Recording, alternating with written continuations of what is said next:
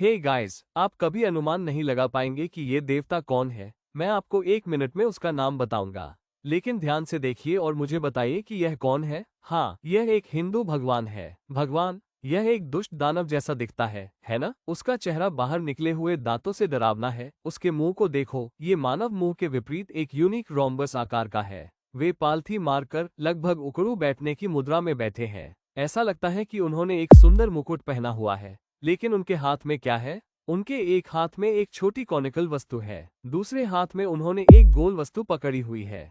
अगर आप हिंदू हैं, तो यह आपको एक महत्वपूर्ण भगवान की याद दिलाता होगा। और इस फीचर को देखिए, उनके मुंह से दो लंबी बातें निकल रही हैं। वो क्या है? सबसे महत्वपूर्ण बात यह है कि यह भगवान कौन है।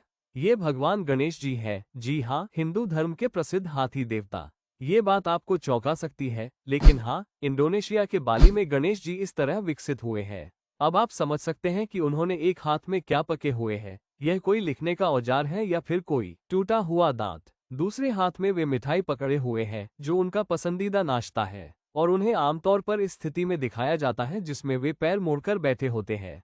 ये दो लंबी चीजें वास्तव में उसके दांत हैं जिन्हें इस प्रकार चित्रित किया गया है। और हाँ, भगवान गणेश आमतौर पर एक फैंसी मुकुट या हेलमेट पहनते हैं। वैसे यह कोई अनुमान नहीं है। मैंने इस बारे में स्थानीय बाली पुजारी से दोबारा जांच की है। उन्होंने यही कहा। What's on top? Yeah, this is the god of Ganapati. That's not Gana. Ganapati, is it? Yeah, in here it's Ganapati. Wow. Ganapati. और आप इस बात को लेकर भ्रमित हो सकते हैं या परेशान भी हो सकते हैं, और आप कह सकते हैं कि यह एक गलती है। आप सोच सकते हैं, यह मूर्ति बाली, इंडोनेशिया में है, जो भारत से 3000 मील दूर है। उन लोगों को नहीं पता था कि हाथी के दांत से भगवान गणेश को ठीक से कैसे उकेरा जाए, इसलिए उन्होंने उन्हें इस तरह उकेरा है। लेकिन नहीं, यह कोई गलती नहीं है। भगवान गणेश सचमुच हमारी आंखों के सामने इस तरह विकसित हो रहे हैं। लेकिन रुकिए, क्या भगवान समय के साथ विकसित हो सकते हैं? इस बारे में सोचें। क्या भगवान ने इंसानों को बनाया, या इंसानों ने भगवान को बनाया, या क्या इंसान समय के साथ विकसित हुए? लेकिन असली सवाल ये है, क्या भगवान भी समय के साथ विकसित हो सकते हैं? और आप कह सकते हैं कि नहीं, भगवान विकसित नहीं होते। प्रवीण, आप ऐसा कैसे कह सकते हैं? भगवान गणेश को हमेशा हाथी की सूंड के साथ ही दिखाया जाता है ना? नहीं, मैं आपको उनके विकास का वास्तविक प्रमाण दिखाता हूँ। ये भगवान गणेश की एक बहुत ही प्राचीन नक्काशी है, लेकिन उनके पास कोई सूंड नहीं है। ये कितना पुराना है? आर्कियोलॉजिस्ट्स ने अनुमान लगाया है कि यह लगभग 2100 साल पुराना है, लेकिन मेरी ओपिनियन में ये समय के हिसाब से इससे भी पुराना हो सकता है। ये 12,000 साल भी पुराना हो सकता है। यह मूर्ति एक भारतीय म्यूजियम में मिली है और एक्सपर्ट्स इस बात पर सहमत हैं कि यह भगवान गणेश की पूर्ववर्ती मूर्ति हो सकती है। पूर्ववर्ती शब्द का तात्पर्य विकास या परिवर्तन से है। उदाहरण के लिए, साइंटिस्ट्स का कहना है कि गोम्फोथेरे हाथियों का पूर्ववर्ती था। लेकिन अगर आप विलुप्त हो चुके गोम्फोथेरे को देखें, तो पाएंगे कि इसकी सूंड लंबी नहीं है। इसलिए हाथियों में सूंड बाद में विकसित हुई। और आप इस हिंदू भगवान की नक्काशी में भी यही विवरण देख सकते हैं। आप देख सकते हैं कि गणेश जी के पूर्ववर्ती को बिना सूंड के दिखाया गया है, लेकिन सूंड को बहुत बाद के रूपों में उकेरा गया है।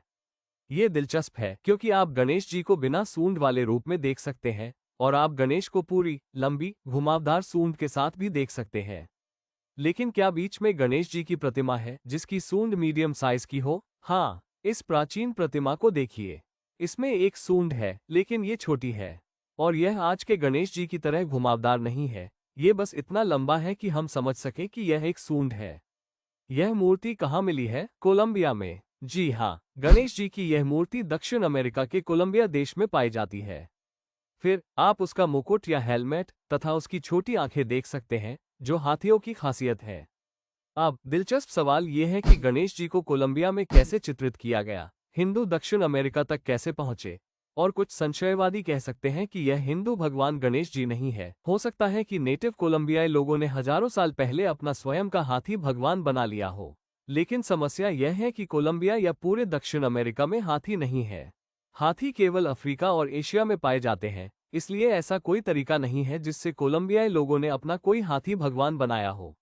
मैं कई वर्ष पहले इसको डॉक्यूमेंट कर रहा था, और यहाँ तक कि स्थानीय कोलंबियाई लोगों ने भी इसकी पुष्टि की थी कि यह हिंदू भगवान गणेश जी थे। इसे देखिए। ¿Qué él es un cilíndrico, sí? ¿Qué?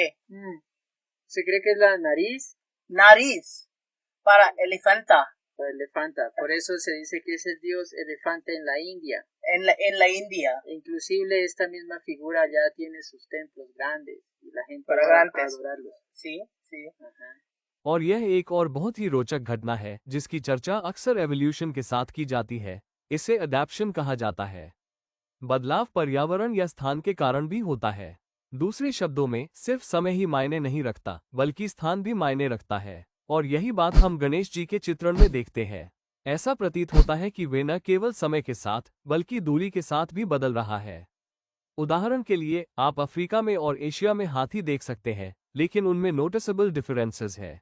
अफ्रीकी हाथियों के कान बहुत बड़े होते हैं जो अफ्रीका कॉन्टिनेंट की तरह दिखते हैं, लेकिन एशियाई हाथियों के कान छोटे और गोल होते हैं। और एशियाई हाथियों के सिर पर 2 गुंबद होते हैं जबकि अफ्रीकी हाथियों के सिर गोल होते हैं। तो हाँ, दोनों हाथी हैं लेकिन वे अपने एनवायरमेंट्स के अनुसार बदल गए हैं। लेकिन यह अनुकूलन केवल बायोलॉजी में ही नहीं हो रहा है, यह आइकनोग्राफी में भी हो रहा है। तो भारत में गणेश जी ऐसे दिखते हैं, साउथ अमेरिका में ऐसे दिखते हैं और बाली में ऐसे दिखते हैं। यह इस बात का प्रमाण है कि हिंदू देवता भी प्रकृति के बाकी हिस्सों की तरह विकसित होते हैं और अनुकूलन करते हैं। और यह बात आपके लिए दिलचस्प हो सकती है कि यह परिवर्तन एक साइक्लिक परिवर्तन है, न कि एक लिनियर परिवर्तन। हम अक्सर विकास को एक लिनियर परिवर्तन के रूप में देखते हैं, लेकिन हिंदू फिलॉसफी में हम कहते हैं कि यह एक चक्र है। इसे युग चक्र कहा जाता है। हमारे पास 4 युग होते हैं जहां सब कुछ बेहतर या बदतर हो जाता है, लेकिन फिर सब कुछ नए सिरे से शुरू हो जाता है। सबसे पहले हमने गणेश जी को बिना सूंड के देखा, फिर छोटी सूंड के, फिर लंबी सूंड के, और लेटेस्ट गणेश जी को फिर से बिना सूंड के दिखाया गया है, बिल्कुल बिगिनिंग पॉइंट की तरह। तो आप क्या सोचते हैं, क्या भगवान गणेश हमारी आंखों के सामने ही विकसित हो रहे हैं? क्या गणेश ने इंसानों को बनाया या इंसानों ने गणेश को बनाया? अगर ऐसा है तो आज से 1000 साल बाद गणेश कैसे दिखेंगे?